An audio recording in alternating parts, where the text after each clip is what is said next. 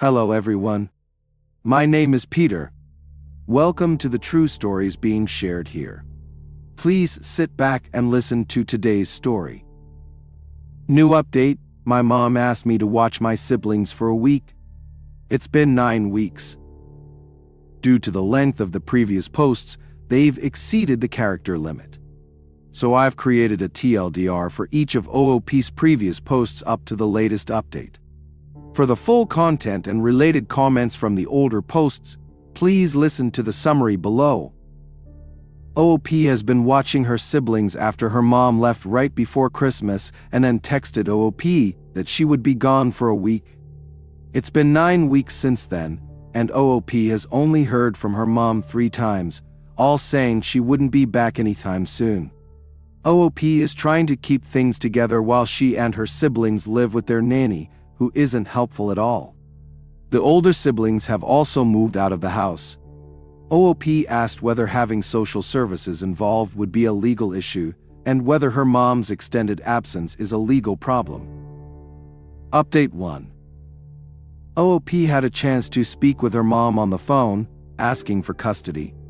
Her mom refused to come home and OOP was done with it.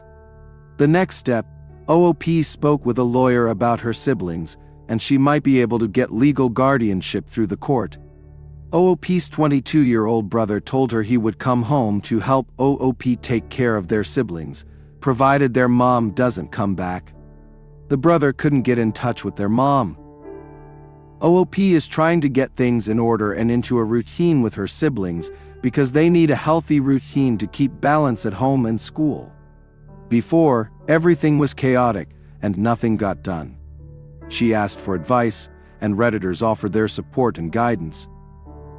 OOP made a comment about her dad's whereabouts and why he's not stepping in to take care of the family. The father left the family 5 years ago after the siblings confirmed that he had been abusive. OOP mentioned that her father had a habit of disappearing and returning, but this time, no one knows where he is after walking out. Update 2. OOP returned to provide more updates on her family's situation after receiving support from BoRU. After considering the options given by Redditors, she decided on kinship care because it was a better financial option for the family than legal guardianship. OOP's 22-year-old brother returned home and is now working remotely, which greatly benefits the siblings. OOP's older sister reached out and said she would send some money to help out. The other older sister is working, but will try to help during the weeks she has off, but can't guarantee anything until things stabilize. OOP shared individual updates about each sibling's acceptance and struggles with their new reality as they adjust to a new routine with their brother now in charge. He is helping OOP manage their new life with a healthy routine at home. The youngest sibling is having a harder time accepting the changes. The middle siblings are adjusting okay. The 2 youngest are okay with their brother being there. Moving forward, OOP is focused on helping her siblings adjust to the new changes implemented. Update 3. OOP and her brother have been approved for kinship care over their younger siblings. Mom has not been in contact with OOP for a while, except to complain about how much she misses their dad. This has been the main cause of ruining everyone's days and moods, especially OOP's. The nanny for the siblings still hasn't been of any help to the family. She left to stay with the siblings' aunt as she couldn't bear to be around the kids. OOP provided individual updates on each sibling she has been caring for. Still struggling with the siblings who aren't adjusting well to the new changes from their siblings. The 7-year-old sister is having the hardest time, and OOP is trying to find solutions to help her youngest sister, especially with the issues arising from both parents being absent. Slowly, the youngest is starting to see OOP and her brother as her parents after feeling more settled with their new life changes. OOP and her brother are working on finding the right schooling for their siblings. Her brother is trying to figure out the best ways to manage his younger siblings. He's dealing with childhood trauma scars from being punished by their dad using an electric cord as a whip on his back. He wants to break the cycle and not do the same to the younger siblings. OP has been trying to get all her siblings to see a doctor to ensure they're healthy. The goal is to provide better food choices for the whole family so the younger siblings can keep up with their peers in health. Therapy and other appointments have been added to the list so everyone's mental health can return to a better state. The siblings are lucky to have OOP and their brother around with support and love. Things are improving slightly. OOP is struggling to raise her 5 siblings, but having her brother around has helped tremendously.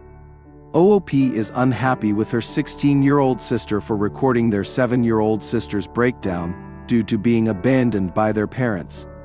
Taking the 16-year-old's phone, OOP discovered she had been texting their mom without her knowledge. The 16-year-old pleaded with their mom to come home, but received no response. OOP was deeply hurt that her sister hid this from her. Mom told the 16-year-old that she had more important things to do than raising kids. OOP's older sister called to check in with her and the siblings to make sure everything was okay and sent money. Still angry with Mom for replacing her with their now 7-year-old sister, OOP told her that wasn't her fault. OOP's oldest sister wants to take OOP to live with her because she's trying to protect OOP from the family's issues. OOP told her older sister she'd be fine. She needs to be there for their siblings. OOP and her brother are still working on getting therapy for everyone involved. Update 4. OOP returned a month later with a new update after receiving more support from Redditors. She shared news about things happening in her family. The oldest sister might be able to visit soon to check on OOP and the siblings. The sister's relationship with their brother has been tense due to past childhood trauma when they and the oldest sister were younger. OOP understands why her 3 older sisters moved out at 18 when the family issues weren't resolved and impacted their mental health. OOP and her brother are working on moving to a different city to start fresh with their younger siblings. Her brother is still working remotely, and his job helps him move the family out of their current home. It's been in the works for a while because her brother feels it would be good for the siblings to have a clean slate. The financial situation is improving for the siblings, and OOP and her brother are able to budget and save a little. OOP provided individual updates on each sibling as things are improving, but they're still dealing with issues. Therapy has started for a few siblings, while others remain frustrated. But overall, all siblings are starting to accept the new reality. The 16-year-old hasn't received any texts from Mom anymore. Mom is no longer talking to her.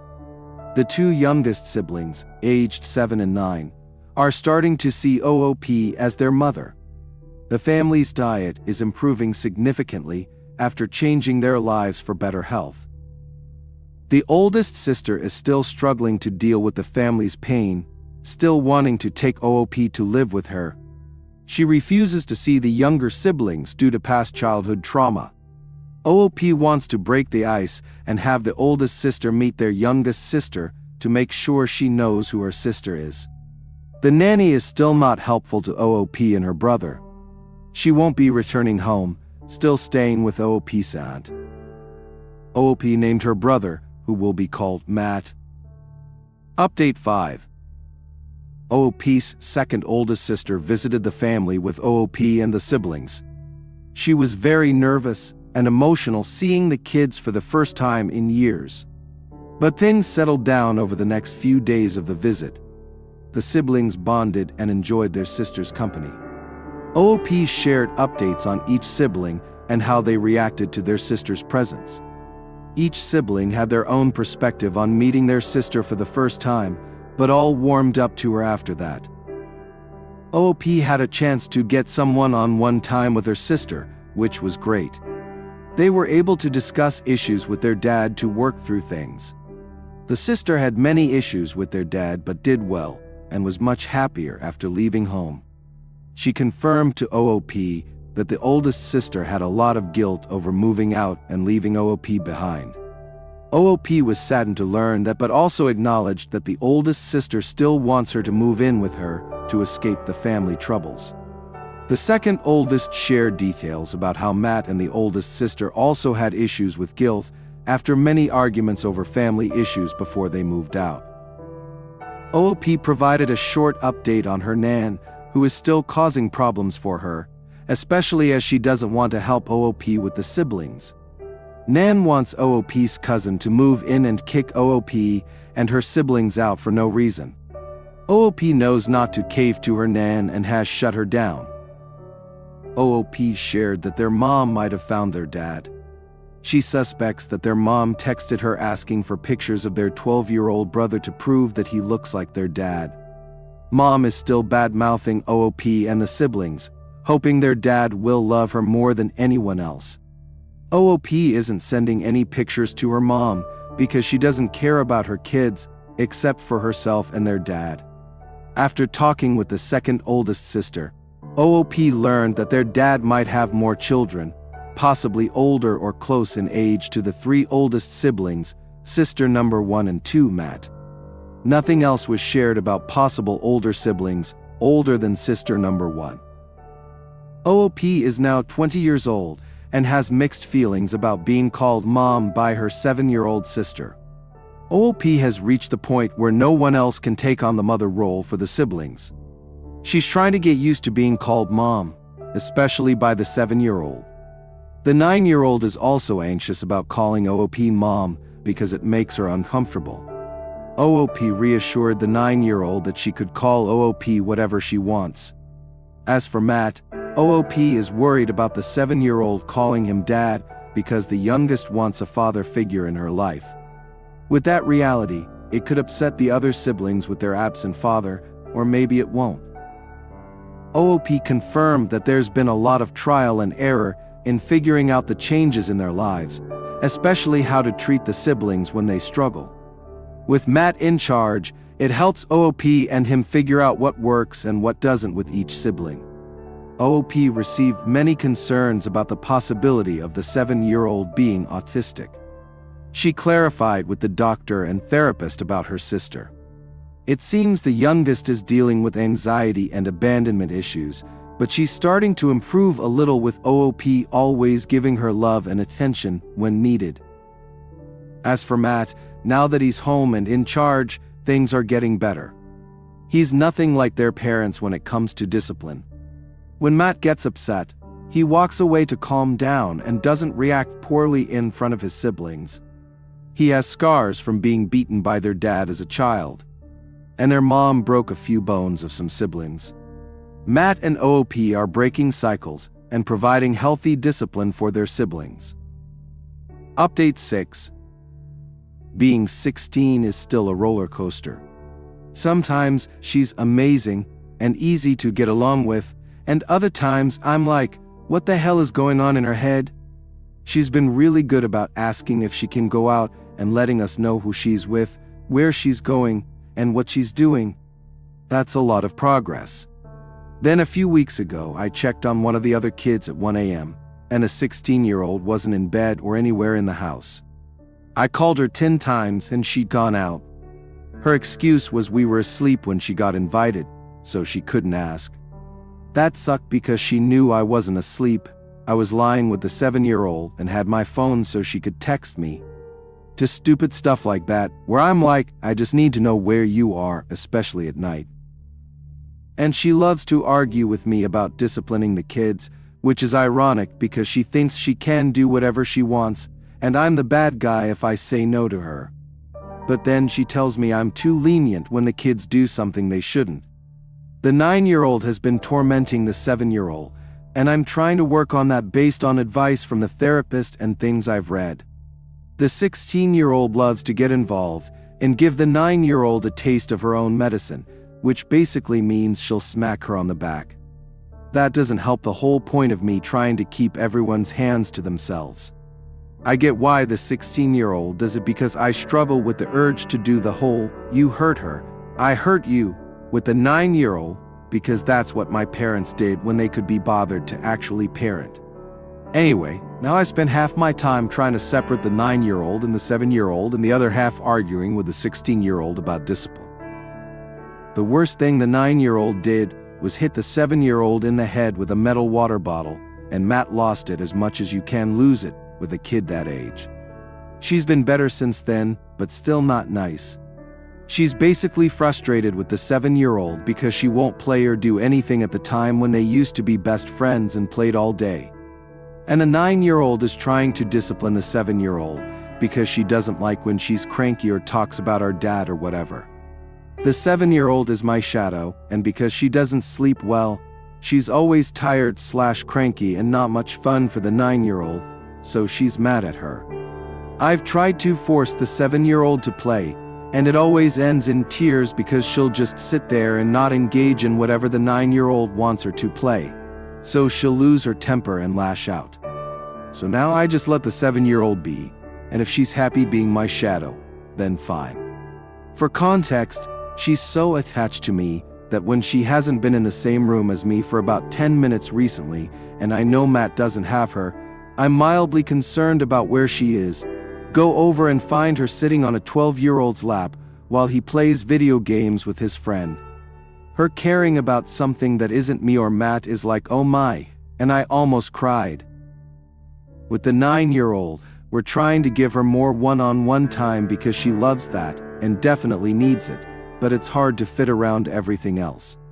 Matt has more time to spend with her, but she mainly wants me. I can usually get about 20 minutes with her in the evening, but that's it. Obviously, I see her more than that, but with the other kids there and the 7-year-old being needy, it's not really quality time. The 13 and 12-year-olds are basically the same. Pretty easy compared to the other three. The 13-year-old still has her moments of copying the 16-year-old, and it makes me want to rip my hair out, but mostly she's fine. A bit of an attitude like, tell me the best you've got to know about it, as long as she's not climbing out the bedroom window and running around at midnight. We had an issue with her because she wanted to sleep over at a friend's house, and I said no because Dad is very upset, and she was mad at me but got over it. The 12-year-old just wants his older siblings' approval, so he's fine. It's been a long time since he told me to go fuck myself, haha, because Matt's really stepped up as a cop and won't let him get away with the shit he used to say to me. Matt is sorting out all the stuff we need to move. Hopefully, by the end of the year, we'll try to get it done.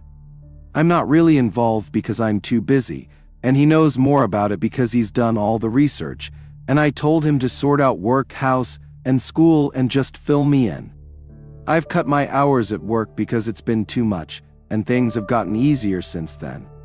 Our sister number 2 says she might move with us because she wants to help. It would be amazing to have 3 adults in the house, but we'll have to see if that works out. That's pretty much it, nothing else really going on.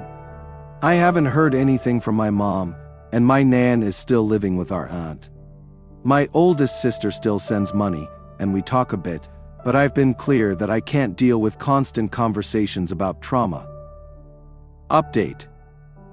Today I received the first text from a friend's mom inviting the 7-year-old to her kid's birthday party in a few weeks. Here's the message. Hi Hannah. You and your sister are having a joint birthday party at our house, and friend would love for the 7-year-old to come. Drop off at 1 p.m. and pick up at 3 p.m. Let me know if she can make it. I don't know if I like the whole drop-off/pickup thing since I don't really know these people, except for a quick hello. But if that's normal, I don't want to be a freak and make it weird. Anyway, the 7-year-old has been diagnosed with separation anxiety, so I'm not sure if she'll let me leave her there, but I'm stressing about it anyway. I don't want her to miss out, and I really don't want to leave her at someone's house for 2 hours, but I will if this is normal, and I'm just being a weirdo. Edit. Thanks, everyone.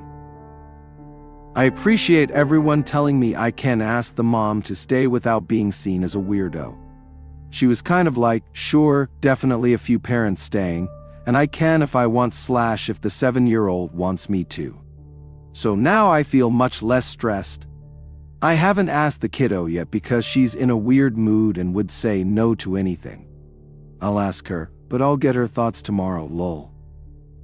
New update, birthday party success. Thanks to everyone's advice, I took the 7-year-old to her friend's party and stayed the whole time, and it was really the right decision, so I'm glad I texted the mom about it and got it sorted. Lula came to see me initially, and then just looked at me a lot for the rest of the party, but she had a great time, and I loved seeing her with her friends. However, she's never had a party or celebrated her birthday, so afterward, she had a lot of questions, and I promised her she could have a cake and a party on her birthday next year. Getting a party bag thrilled her. She was so excited and said it felt like her birthday because she got a cupcake and 4 presents in the bag: stickers, a yo-yo, a little doll, and a coloring book. It took her 2 days to eat the cupcake, and the doll is named Rapunzel, and she's been carrying her everywhere. I'm so glad I asked here and didn't just say no because I was tempted by the idea of leaving her, which freaked me out.